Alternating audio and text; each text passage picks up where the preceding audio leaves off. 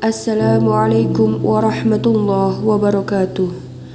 Alhamdulillah, alhamdulillahilladzi 'allama bil qalam, 'allamal insana ma lam ya'lam, wa sallallahu ala afsahil lisan wa khairil anam, sayyidina Muhammadin wa ala alihi wa sahbihi wa man tabi'ahum bi ihsanin ila yaumil qiyamah, amma ba'.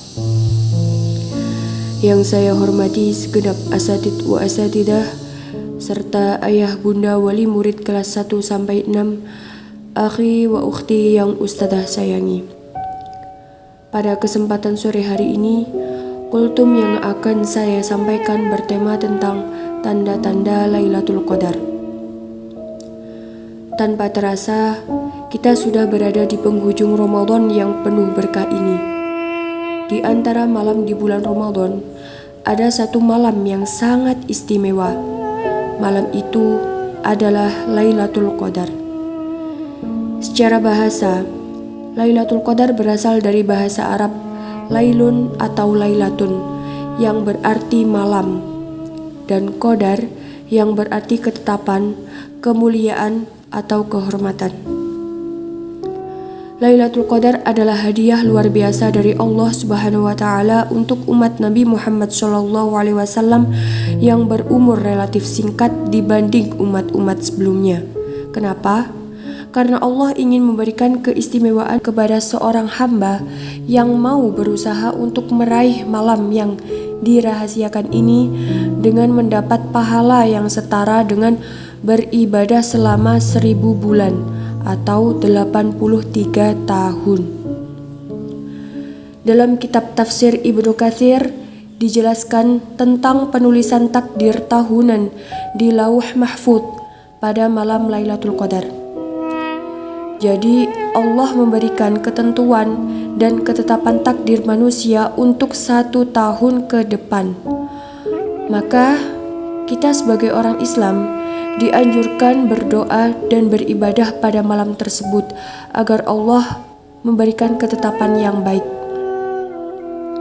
Pertanyaannya, bagaimana kita tahu kapan datangnya malam Lailatul Qadar?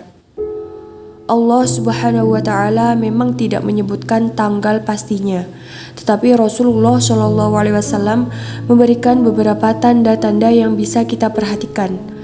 Beberapa riwayat hadis menyebutkan kondisi alam tertentu yang menyertai malam Lailatul Qadar.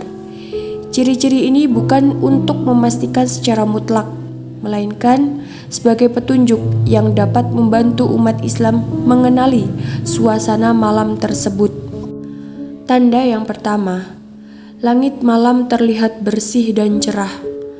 Awan biasanya tidak menutupi langit sehingga bintang dapat terlihat dengan jelas, juga tanpa fenomena bintang jatuh. Kedua, suasana alam terasa tenang dan hening.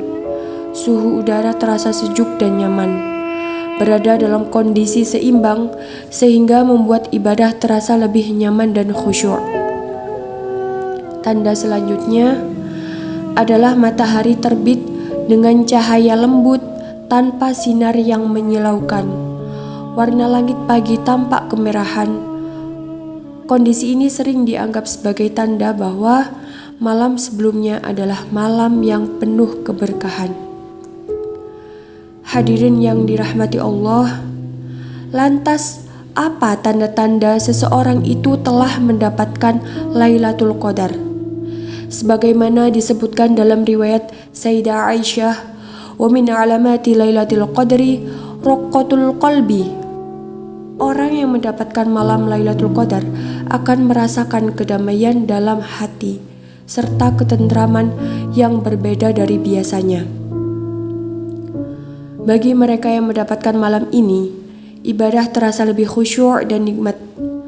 Termasuk tanda-tanda orang yang mendapatkan malam Lailatul Qadar adalah ada perubahan positif dalam dirinya. Setelah Ramadan, ia menjadi lebih rajin beribadah, lebih sabar, lebih menjaga akhlaknya, serta lebih tenang menjalani kehidupan. Banyak orang yang merasakan bahwa setelah Ramadan, doa-doanya mulai dikabulkan satu persatu oleh Allah. Jadi, keberkahan dalam hidup setelah Ramadan tidak hanya dirasakan pada malam itu saja, tetapi juga setelahnya. Hadirin yang dirahmati Allah, satu alasan mendasar mengapa tanggal malam Lailatul Qadar tidak dinyatakan secara pasti adalah untuk mempertahankan semangat dan motivasi umat Islam. Jika tanggal pastinya diketahui, mungkin orang-orang akan cenderung mengabaikan ibadah di malam-malam lainnya dan hanya fokus pada malam tersebut. Dengan kita tidak mengetahui tanggal pastinya, maka marilah kita untuk secara konsisten dan berkelanjutan meningkatkan ibadah dan mendekatkan diri kepada Allah di semua malam Ramadan. Demikianlah kultum yang dapat saya sampaikan. Semoga apa yang kita dengar dan renungkan bersama dapat menambah keimanan, memperkuat ketakwaan, serta menjadi bekal amal soleh di hadapan Allah Subhanahu wa Ta'ala. Wal afu minkum. Wassalamualaikum warahmatullahi wabarakatuh.